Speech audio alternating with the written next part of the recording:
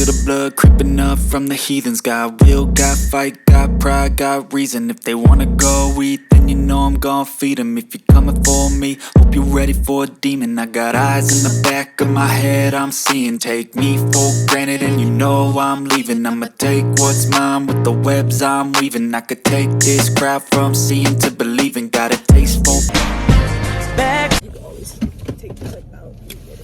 What's up, y'all? It's Miamoney. Y'all already know what it is. Yes, welcome to Rolling with Mia. I've been getting a whole lot of questions and I'm here to answer it all. Yeah, I'm here to answer it all. So I'm gonna do it right here in the whip. Whip. Y'all everybody know that I'm a paraplegic T4 Asia A complete, and yeah, so many people ask so many questions because I wasn't like this my whole life. Like, it happened and I'm about to get to the questions. Yeah, so let's get it. All right, so the main ones that a lot of people have been asking is, how do you use the bathroom? Okay, so how I use the bathroom. Okay, I can just show y'all. So I grab this.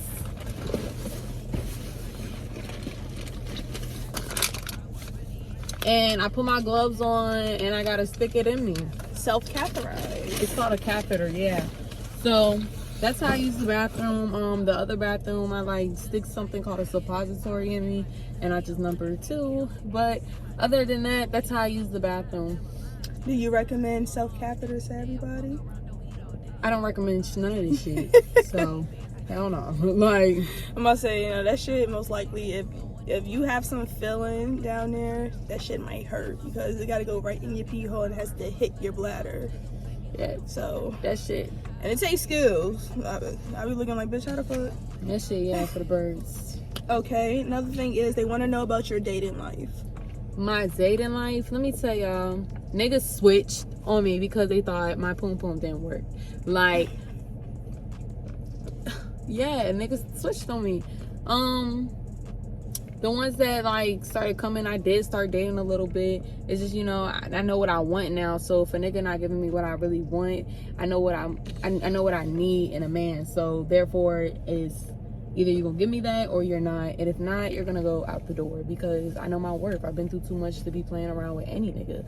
So therefore, like, wheelchair, no wheelchair, I still get niggas. Like, I thought at first my dating life would be over, but whole time niggas love a bitch in a wheelchair. A bitch can't even run from a nigga. Fuck you talking about? Like, but nah, for real though. Well, like you said about your poom poom working, how is your sex life? Sex life,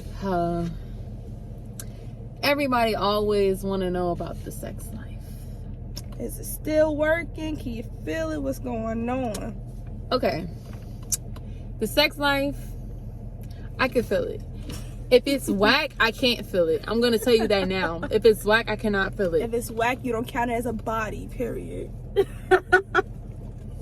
But I'll tell you now, yeah, I can feel it. Like, I could do anything I could do before. First I thought it was over, but everything's still flowing the same down here. Yes, I can still do whatever I do, and that's all I'm gonna say. All right, next thing they want to know is, how did this affect your family? For real, a lot of my family ain't care, if you really want me to be honest. Like, what family? The only family I really got is like my mom, my cousin. That's it. My dad don't really do too much.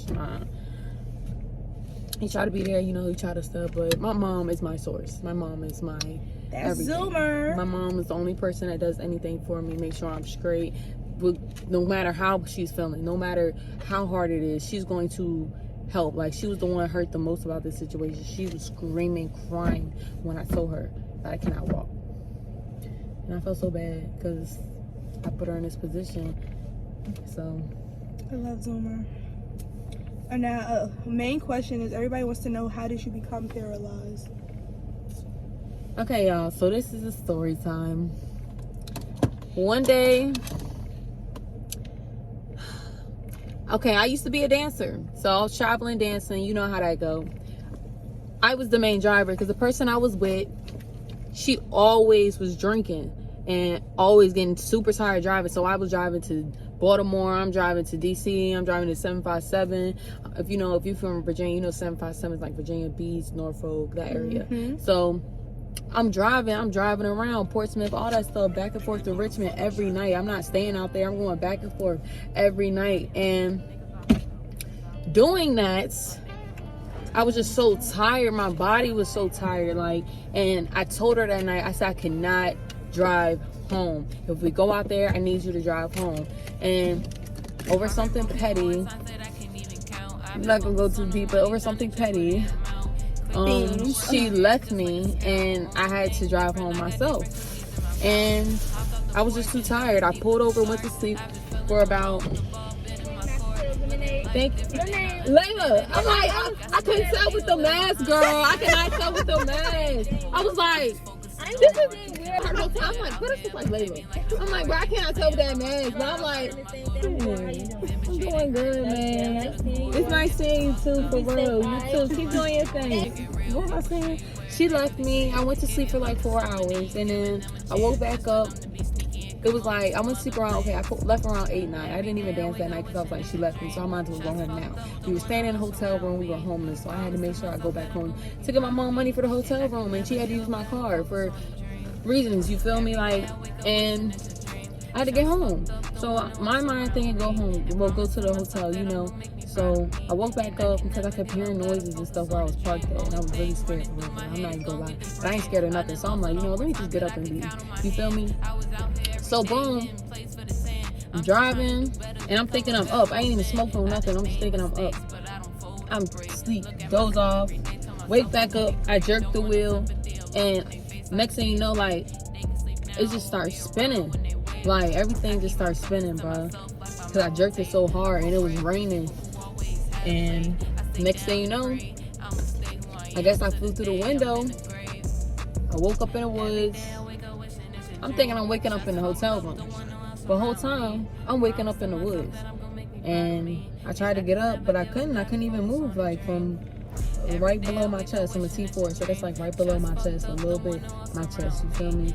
So I'm trying to move. I can't move, pulling on the tree stump. Couldn't get myself out. And I just started praying. I was just like, God, please send somebody to help me. I'm naked and everything. It's raining still. And when I didn't even shed a tear though, I was just like, I couldn't feel nothing. I wasn't in pain. I'm thinking I'm waking up in a hotel room. Whole time I'm in the woods. I'm like, okay. I remember everything. I got my consciousness. I'm just just praying. I'm like, God, please send somebody to save me. Somebody come, he got a flashlight. He's like, somebody down there? Because I'm kind of in the woods. My car is in the street, but I'm in the woods. So he's just like, anybody down there? Anybody down there? My ribs kind of fucked up. So I'm like, me. And he come down there, run down the hill. He's like, are you okay? Are you okay? Oh my gosh. Do you remember anything? I'm like, yes. I'm paralyzed. I cannot move. I didn't even know what paralyzed meant. But the whole time, I'm just saying it. I'm paralyzed. I can't move. I said, I just need help. I need to get out of here. I need to get up. He's like, just give me a second. I'm going to get you help. Boom, next thing you know, ambulance come. They pick me up. I'm just I'm looking up at them y'all, I'm paralyzed, y'all. They're not saying nothing. I'm just oh, I gotta be really paralyzed because they're not saying nothing. They just got this look on their face they felt so bad. I'm just y'all, say something. Nobody's saying nothing. And I went and got in the ambulance, and they drive me to VCU, which is the hospital downtown in Richmond, and I'm falling asleep. And I wake back up, and it was just I don't even know how she survived, but she was survivor. And I got tied to my arm, but yeah, that's how that happened. They rushed me to surgery because it was rising up, so I lost half my titty. I got my titty back, y'all, a little bit. You feel me? But it was rising up. Yeah, it was rising up. My paralysis was rising up, so they had to rush me to surgery.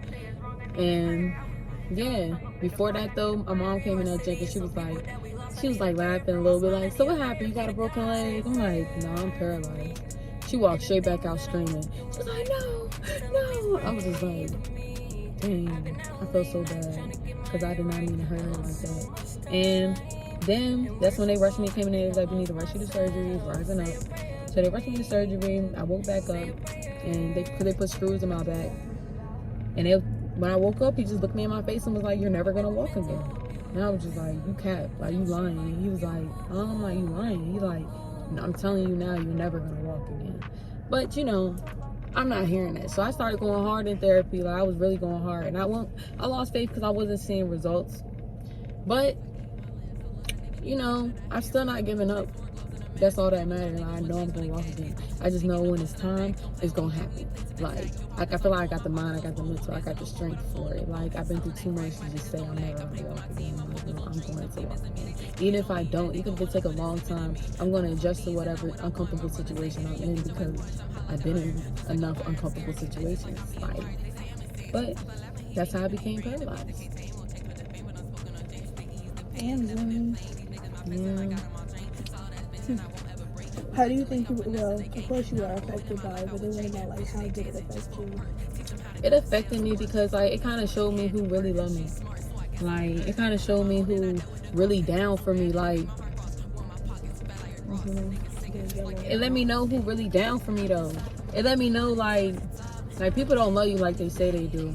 Like, if anybody know me, I go hard for mine. Do I go hard for mine? Yes, ma'am. I go hard for mine. Like, when I was walking, I pink behind mine. Like, I'm going, like, what? Niggas was walking 20-30 minutes just to beat somebody ass. What, you hungry? I got you. Let's split this. Like, what you mean? Like, that was me. Like, you need me? I'm on the way. No gas money needed. Like, that was me for the people I love. No questions asked every time. But people take advantage of that.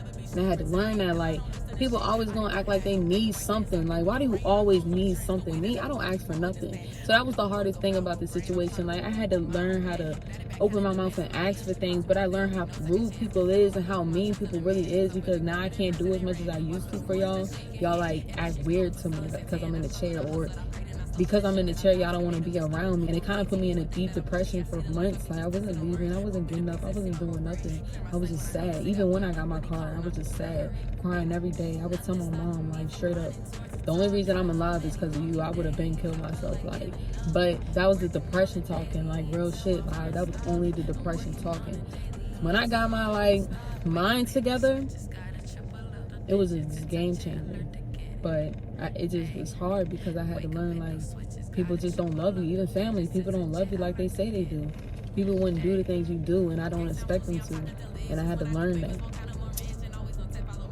And because, like, that, like, I'm kind of like a happier person now, because I understand, like, how people is, and I don't really expect nothing from nobody. Like, and I accept the changes of life. And that was something that was always hard on me, is accepting to let people go. Like, that was, like, the hardest part of it.